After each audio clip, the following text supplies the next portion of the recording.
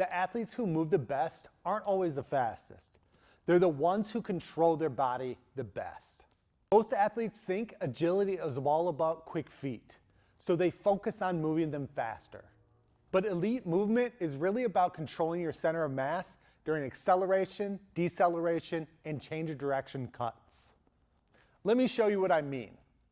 When athletes lose control of their center of mass, they drift outside their base, lose balance, spend too much time repositioning themselves, and movement becomes inefficient.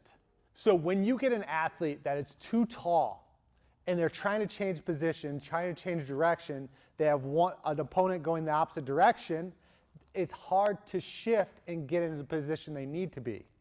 They also, if they have their center of mass this way and their opponent cuts back this way, they're already at a disadvantage. And also, when we see feet too wide, they're losing a lot of force. So they're not able to apply a ton of force to the ground to be able to change direction efficiently and get where they need to go. Now compare that to this.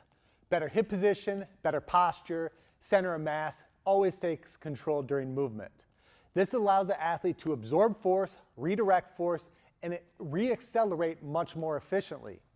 So here, we're looking at Bam's bent knees, feet positioned hip width apart. So we can shift our mass side to side. We can be on the inside of edges of our feet if we need to be and change a direction. We can hop quickly, changing direction. That hip level is going to determine a ton because we are able to control our center of mass.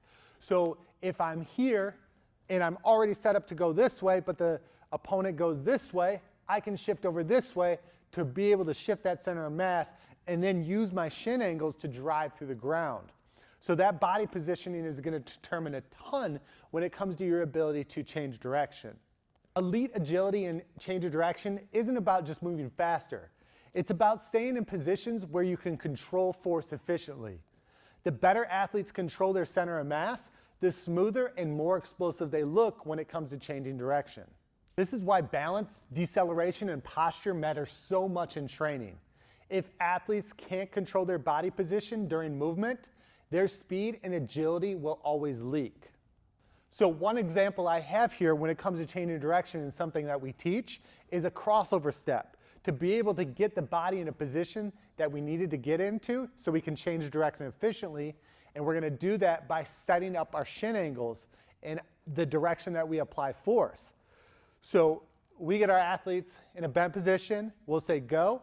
We crossover step, flip the feet, position the feet about hip width apart on the inside edges so that we can then drive off the ground and get out efficiently and forcefully. If your athlete looks out of control when they move, this is usually the missing piece.